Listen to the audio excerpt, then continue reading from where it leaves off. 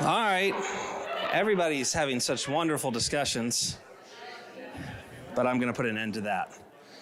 No, I'm just kidding. You all seem to be having such wonderful discussions, which I'm very grateful for. But it's time for me to talk again, so shh. No, I'm just kidding. Just kidding. I'm here all week. Don't forget to tip your waitresses. It's not going well. Okay, so I hope that this format of having some time to be able to talk and pick other people's brains and all that is, it feels like it's beneficial. It doesn't, based on the response, doesn't maybe seem like it, but is everybody all right? Okay, very beneficial. Thank you. I just need to know you're with me, okay? I just need to know we're on the same page. Okay. I'm a very insecure individual. Help me. No, I'm just kidding.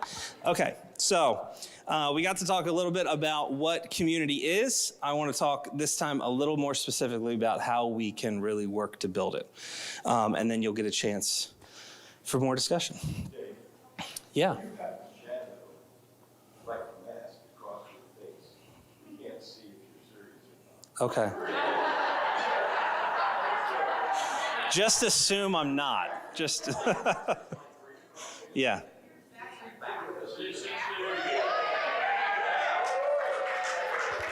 Thank you, Ken.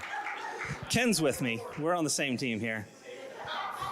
But generally, just assume I'm not being serious. That's probably the best rule of thumb. Okay, so what I want to look at this time is I think it's helpful to understand that there are, we talked about kind of some different examples of community in that funnel, but once you kind of start beginning to build something, there's some stages to community for each individual. Each individual kind of goes through some different stages of community, and I think there's four main ones.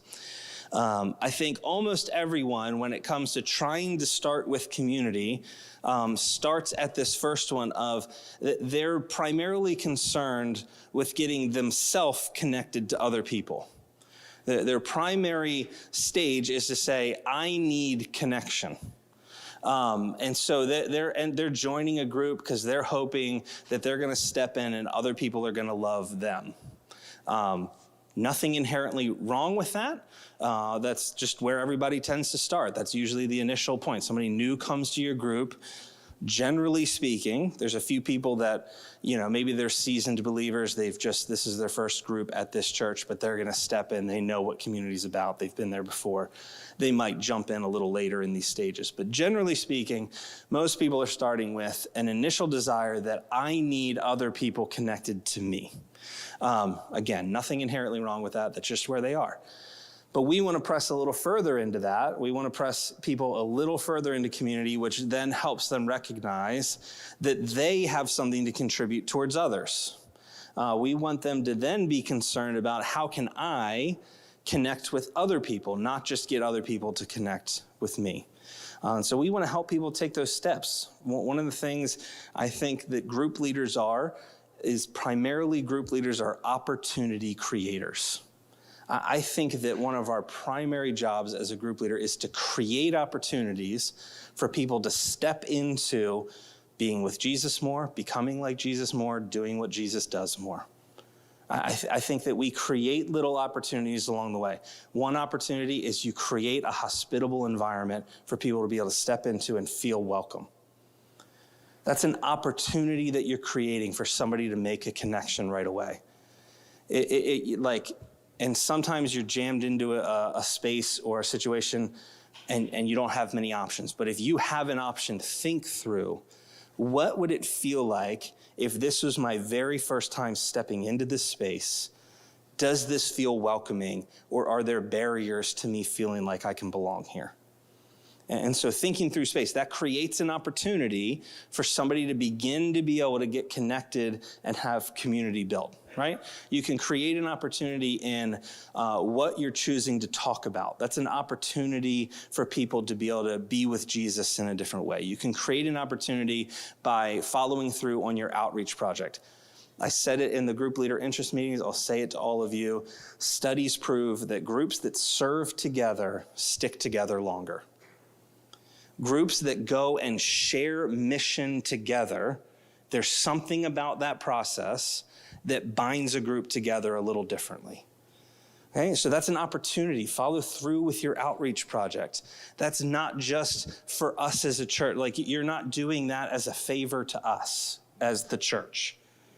That's for your group and for the people in the community that you're impacting. That's beneficial. That's an opportunity you can create. That creates a spot for somebody to take a deeper step into community because they're connecting with people in a different way around a shared mission and a common future. So create opportunities for people to be able to take that next step into a deeper stage of community. So usually starts with, I need other people connected to me. We want that to shift to, I need to connect to other people. And then it goes a little bit further into not just a connection, but an authenticity. Now I feel comfortable enough. I can really start to share what's really going on. I can really let people speak into my life and not get defensive and withdrawn. We want people to take a step even deeper into, I can be authentic here. I can be myself here. It's not just about, I get to see these people when we have fun, when we hang out, but there's real life on life happening. And then the final stage is a commitment to one anothering. A commitment to one anothering. This is ultimately where we want to get community. It takes work. It takes time. You're not going to snap. You're not going to wake up and stumble into it. This is community building, is getting to the point of one anothering one another. And so in Scripture, there are 59 distinct one another's in the Bible. We see them all throughout the New Testament. These do this to one another, love one another, so on. And so, like, there's all these different examples. I want to share with you 24 of them, sorry. I cut one. It wasn't good enough. No, I'm just kidding. It was just like another one, so I cut it. And now I'm in the way. So let me step over here. So be devoted to one another in brotherly love. Be devoted to one another in brotherly love. Honor one another above yourselves. Live in harmony with one another. Love one another. Stop passing judgment on one another. Accept one another as Christ accepted you. Instruct one another. Have equal concern for each other. Serve one another. Carry each other's burdens. Be patient, bearing with one another in love. Be kind and compassionate to one another, forgiving each other. Submit to one another out of reverence. In humility, consider others better than yourself. Do not lie to each other. Build each other up. Encourage one another daily. Spur one another on to love and good deeds. Don't grumble against each other. Confess your sins to each other. Pray for each other. Offer hospitality to one another without grumbling. It's a helpful disclaimer. Each one should use whatever gift he has received to serve one another. This level of community takes nothing shy of the Holy Spirit working in people to love one another well. But hear me clearly. This is the goal of small groups. This is what we're aiming for. Now, it's a difficult target, no lie. This is not easy to get to. It requires people willing to build it. Now, hear me also clearly. I think you're those people. Like, you went through a process of being vetted as a group leader, and I think you're those people. Yeah. Sure, absolutely. I'll email it out afterwards. Yeah. But this is what we're looking for. Okay? Groups across the ages and across the country in this current age and across the world have taken all sorts of different shapes and forms. They've primarily focused on discipleship, meaning teaching, training, inductive Bible study, those sorts of things. All well and good, not knocking any of that. That's a helpful, healthy part of community. But this is the goal. One anothering one another is why we do groups. It's not just so that people have more Bible knowledge. I like Bible knowledge a lot. I like talking about Bible knowledge. I could stand up here and talk about it all day long and not feel tired. And if you had known me in high school, you could not have paid me enough money or threatened my life with enough pain to get me to stand up in front of any number of people and speak to them. But for this and the gospel, I'll do it all day long. Okay? So this is what we're trying to build. We want to one another people, and it takes work. Okay? It takes effort. You're not going to passively make this happen. You're not going to stumble into it. It takes work. It takes effort. And so what we want to help people see is that while they came so that others would be connected to them, what they really need is to get fully invested into committing themselves to one another and each other. And so we want to keep helping them, creating opportunities, little step by little step, for them to make a deeper connection here, an extra step towards Jesus here, a little bit more Holy Spirit there. We want to keep creating opportunities, not trying to jam everybody in it, not trying to force rules on people, but creating opportunities for people to take one step closer to this each and every time. And so here's some things that help do that. I think this kind of community is built through a few kind of key things. There's other things as well. This is not a fully exclusive list, but talked about it a little bit already. Authenticity and vulnerability.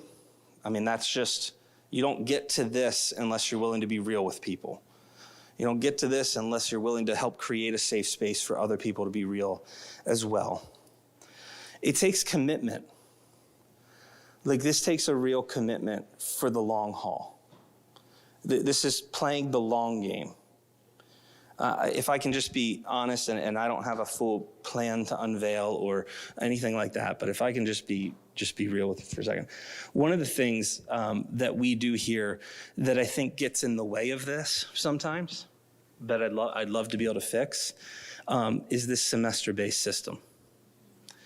I think one of the things that keeps us from fully getting here sometimes is that we stop for 6 weeks, go for 13, stop for 6 weeks. I think that it hinders this a little bit. And I want to fix that somehow. I'm going to get so many emails. Why did I do that? I always walk myself into this. Okay, anyways. All I'm saying is, oh, yes, there's a question in the back, I believe. It's all right. I can't tell who you are because there's a very bright light in my face, but, oh, hi, sorry. Yes, oh, there we go. There it is.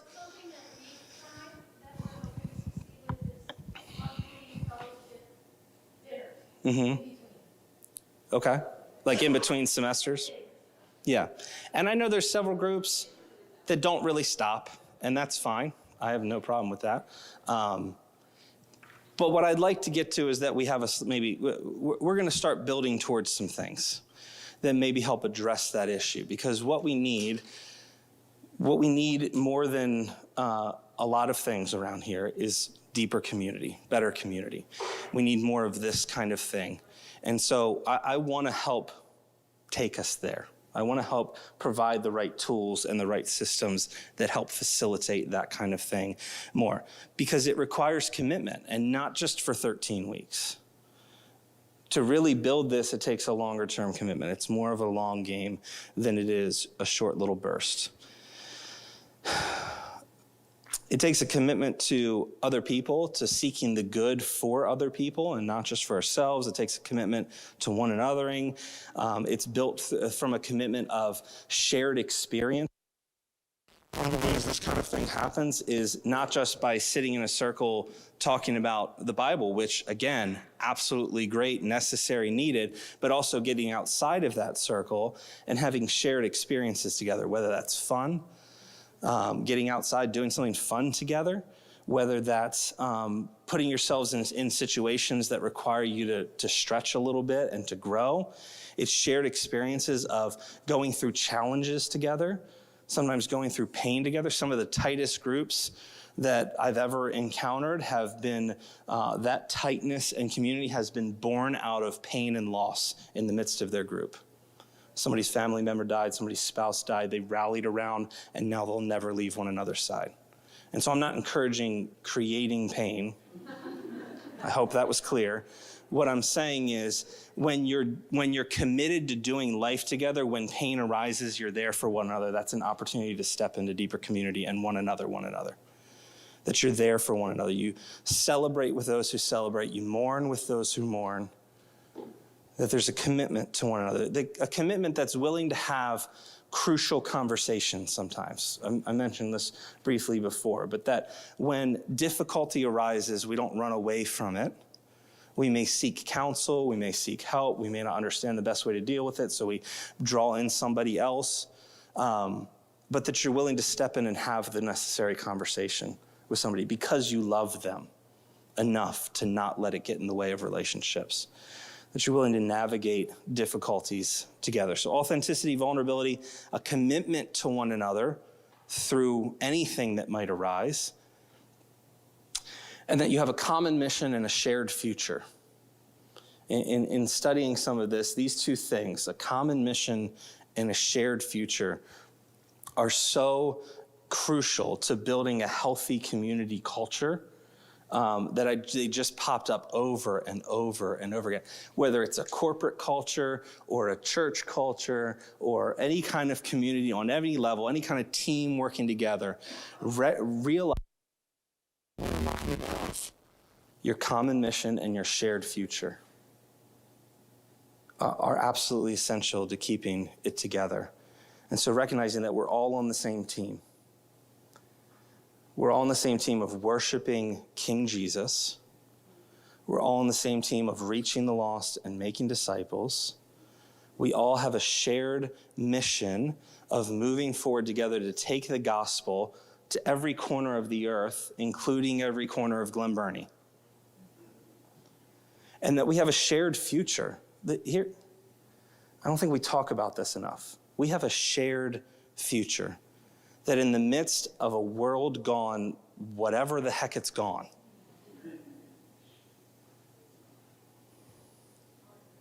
listen, there is coming a day. There's coming a day when there will be no more tears. And there's coming a day when there will be no more pain.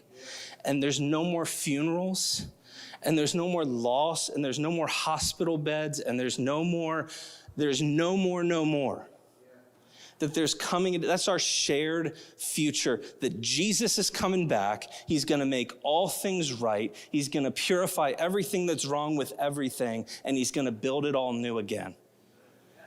And if that doesn't rally people together, there's nothing else that does. That Jesus is coming back and he's going to set everything right. And listen, we get to worship together in the greatest, best, one another kind of community for eternity. So let's start doing it today is what I'm trying to say. Let's start practicing for then, now. That we have a shared future together. And as we keep that in front of people, it continues to draw people in to go, I'm for you, and you're for me, because we're going to be for one another for eternity. I didn't anticipate that part, so forgive me. But here's where we take all that. I think those are some tools that help us start to get there. Here's how I think we really build community. I've come to love acronyms in my life. I used to hate them, but there's something about them that is soothing to my soul now. It's just the flow of them. So I create way too many of them.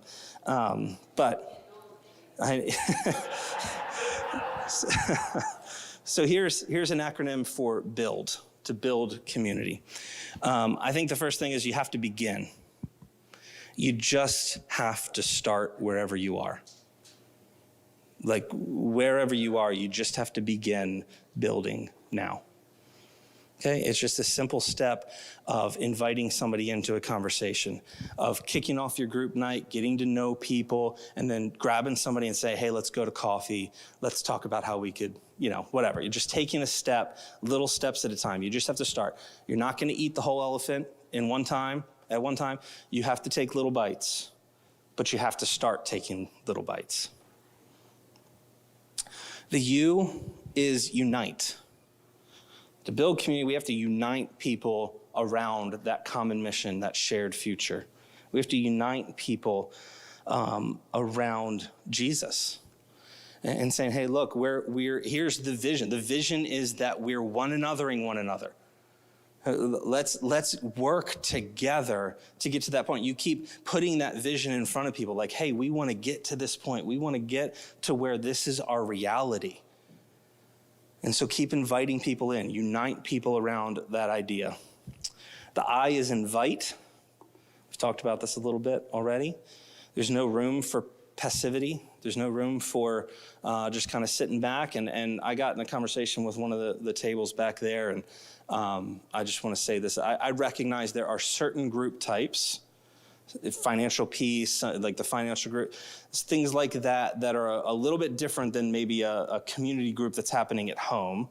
Whereas you don't know the people that need the thing you're offering. You don't necessarily know who's going through that specific situation. That's a little more difficult to invite people in. That's a little bit of a slightly different situation. And we're going to address some of those needs in forthcoming months. But generally speaking, for the majority of the other groups, invite people in. Invite people into your group. Invite people into the process of building this. Be relational, be intentional. Specific asks get specific answers. And so make the ask. If I can just say something about inviting, don't say people's no for them. Don't. I have done this so many times in my life where I've gone, oh man, I should invite that person into it. They'd be great for that. Oh man, they're too busy. I don't even need to ask them. Oh, they're probably not interested in that. And I won't even get to the point of asking them because I've written it off in my mind, all their answers for them. Okay? And that's not cool. Like you come back around a couple months later and you find out they would have loved that opportunity. They weren't as busy as you thought, or they were willing, even in the midst of their busyness, to jump into it. And so don't say people's no for them. It's okay. Like part of why we do that is because we don't want them to have to say no to us. We feel like that's awkward. Life's awkward. Sorry. I don't have an answer for that. Just gonna have to push through that a little bit. But I see a hand in the back as well. Sorry. Oh, no. Nope. Do they have to be a Lighthouse member or attendee to be able to attend the group? No. Yeah, reach the lost, make disciples. We don't put many limits on that. Yeah, absolutely. Okay, so begin, unite, invite, and the L is lead. Lead. Lead by example. Model what you want to see. When it comes to leadership, it is a general leadership principle. Your followers are going to become what you model, for the most part. A leader is an influencer, generally speaking. That's kind of a John Maxwell principle. A leader is an influencer, and so influence people in the right direction. Be what you're trying to build. Model it well, lead people into that. Again, it comes back to a little bit of that idea of you can't just sit back and hope it happens. You've got to lead the way. And then the D is develop. Develop. It doesn't happen overnight. I've said this a couple times now. This is going to be an ongoing project to build community in a group. It takes time. It gets messy. Sometimes you've got to work on one relationship at a time. It's not, there's no quick fix. There's no one-size-fits-all solution. It just takes time to develop. But what I hope I've conveyed is that it's worth every second of it. that it's worth every bump in the road, every crucial conversation you have to have, every difficulty, every heartbreak. It's worth all of that to build these kind of communities. It's absolutely worth it. I've seen it happen. I've been a part of them. It's a beautiful thing. Many of you have tasted and seen the same kind of things. You know what that's like. You know what it feels like, and you've probably been trying to get back to it ever since. And so this is what I want us to focus on. Any training we do this year is going to be around this idea of building community. Not the same exact thing, but hopefully providing new tools, new ideas, new thoughts on continuing to build a community that builds communities. And so that's it. Does anybody have any other questions before I turn it over to you guys to be able to have your kind of last table discussion? Okay. I've learned not to let that linger too long. Oh. Let me get out of the way. I'll pose with it. Okay, so Dan's going to throw another couple questions up on the screen just for the next like 10 minutes or so. You can talk about those at your table, and then we'll close on out. All right?